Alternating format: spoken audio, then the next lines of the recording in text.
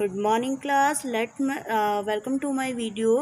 कल के जो आज हम अपनी इस वीडियो में अपना ये टॉपिक जो है इसको पूरा कंप्लीट करने वाले हैं। आपका जो लेसन नंबर 6 है जल स्रोत तथा उपयोग, जिसमें हमने कल जो है कुछ टॉपिक डिस्कस किए थे, जिसमें हम अपने जल प्राप्ति के जो स्रोत हैं उनके बारे में पढ़ रहे थे।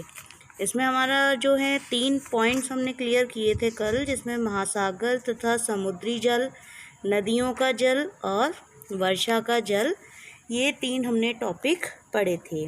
आज की वीडियो में आपका जो जल प्राप्ति का स्रोत है, इसमें नेक्स्ट है तालाब। गांव के जो निचले स्थान होते हैं, मतलब कुछ निचले क्षेत्र होते हैं जहां पर वर्षा का जल, जब वर्षा होती है तो वो जल इकट्ठा हो जाता है और वहां पे वो काफ़ी टाइम तक इकट्ठा रहता है। इसी संग्रहित जल का भंडार होता है और इसी को हम सामान्यतः तालाब कहते हैं। तालाब को हम पोखर भी कहते हैं। ये देखिए सेकंड लाइन में लिखा हुआ है, इसको आप अंडरलाइन भी कर सकते हैं। ठीक है। तालाब का जो तल है वो गहरा होने के कारण जल उसमें एकत्र होकर स्थिर रहता है। तालाब में वर्षा का ही जल होता है। कुछ क्षेत्रों में जो है जहाँ फसलें होती हैं वहाँ सिंचाई के लिए भी इन्हीं तालाब के जल का यूज़ किया जाता है। तालाब के जल की कुछ इसमें मुख्य विशेषताएं बताई हुई हैं। मुख्य विशेषता ये है कि तालाबों में एकत्रित वर्षा का जल विभिन्न कारणों से दूषित भी हो जाता है। लेकिन सबसे पहले इसमें बताया गया है कि तालाब जल के मौलिक स्रोत नहीं है। मतलब कहा जाएगा कि अगर इसे कहा जाए कि बहुत ज़्यादा ज़रूरी होते हैं तो ये नहीं है।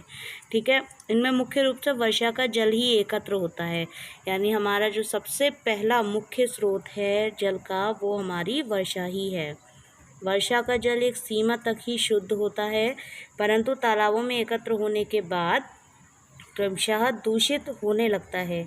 सबसे प्रमुख कारण इसका जो है कि ये एक ही स्थान पर ठहरे रहता है ये जल। इस वजह से जो है हमारा तालाब का जल जो है उसमें आसपास का कूड़ा करकट, घास पत्ते, धूल मिट्टी इधर उधर से आकर गिरते रहते हैं और ये दूषित हो जाता है। समय समय पर जो है इसको दूषित होने से बचाने के लिए हमें इसके निम्न उपाय जो होते हैं उन्हें फॉलो करना पड़ता है, जिसमें हमें लिखा हुआ है। इसमें देखिए नेक्स्ट हेडिंग है आपकी कि तालाब के जल को दूषित होने से बचाने के उपाय।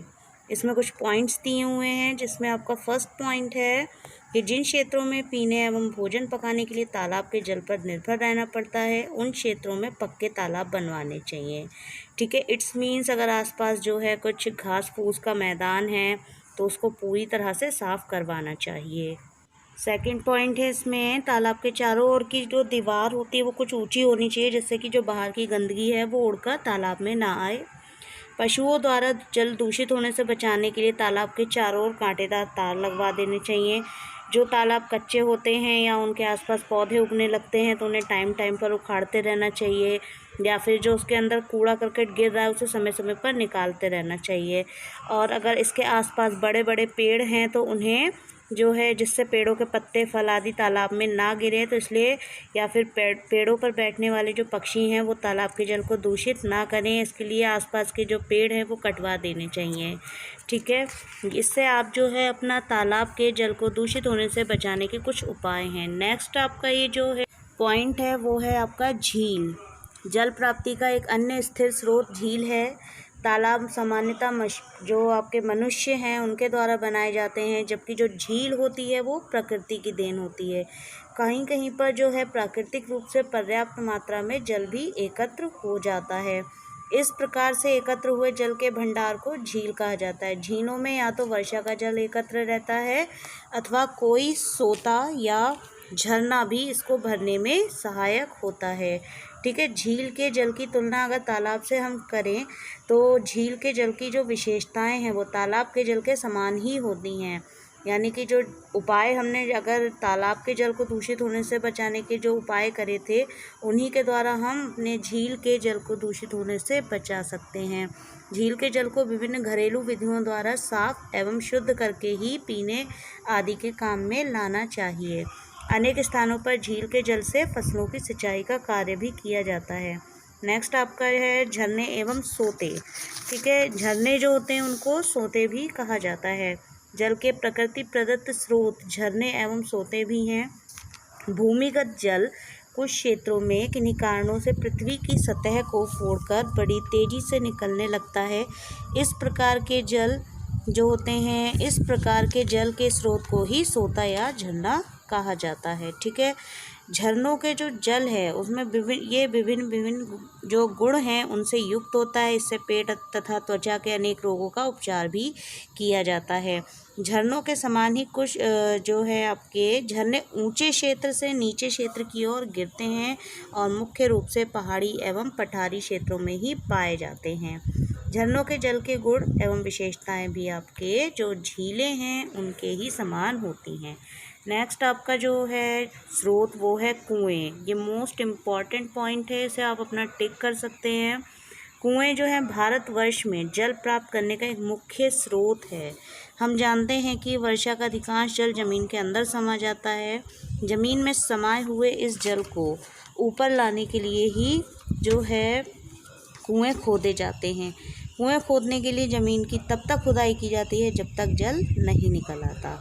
ठीक है, कई जो आपके कुएं हैं वो भी कई प्रकार के होते हैं। इसमें आपको बताए हैं 3 प्रकार के कुएं हैं, जिसमें उथला कुआं, गहरा कुआं है और पाताल तोड़ कुआं है। इसमें बताया है कि जहाँ पृथ्वी के अंदर कम गहराई होती है, गहराई पर जल उपलब्ध होता है और वहाँ जो कुएं खोदे जाते हैं उन्हें उथला कुआं कहते हैं। जो दूसरे प्रकार के कुएं हैं वो आपके गहरे कुएं हैं। इनकी गहराई सामान्यतः 30 से 40 मीटर तक होती है। और जो थर्ड टाइप का आपका जो कुआं है वो पाताल तोड़ कुआं है। इस प्रकार के जो कुएं हैं उन्हें खोदने के लिए कठोर चट्टान या डायनामाइट या बारूद द्वारा इन्हें तोड़ना पड़ता है। यानी कि जो बहुत ही ज़्यादा चट्टानी इलाके होते हैं, अगर वहाँ पे कुआं खोदना है तो उसके लिए आपको डायनामाइट या बारूद तोड़ना पड़ता है। फ़िलहाल आप लोग ये सब नहीं करने वाले हैं, हम यहाँ पे सिर्फ पढ़ रहे हैं। ठीक है, हमारे देश में इस प्रकार के कुएं कहीं कहीं ही पाए जाते हैं। इस प्रकार के कुएं जो हैं, इसमें देखिए 2 देश बताए हैं, फ्रांस तथा ऑस्ट्रेलिया। इन 2 देशों में अधिक संख्या में पाए जाते हैं। नेक्स्ट हेडिंग है आपकी कि कुएं के जल के दूषित होने के क्या क्या कारण हैं।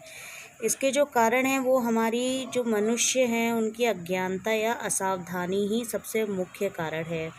इसमें ये इसलिए कहा जा रहा है कि कुछ व्यक्ति जो है वो कुएं के भीतर घुसकर स्नान करते हैं। स्नान के दौरान वो थूकते हैं, मलमूत्र त्यागते हैं और इस तरह से जो कुएं का जल है वो दूषित हो जाता है। कच्चे कुओं का जल जो मिट्टी है, मिट्टी के निरंतर क्षरण से वो दूषित हो जाता है। कुएं के ऊपर की अगर मुंडेर नहीं बनी है तो बाहर का दूषित जल और वर्षा का जल भी कुएं के अंदर पहुंच जाता है। वर्तमान युग में जो है आपका विभिन्न प्रकार के प्रदूषक प्रबल हो रहे हैं। इस स्थिति में जो सॉइल पॉल्यूशन यानी मृदा प्रदूषण भी है वो कुओं के जल को प्रायः प्रदूषित कर देता है। इसको दूषित होने से हम कैसे बचा सकते हैं? सबसे पहले तो कुआं सदैव पक्का बनाना चाहिए।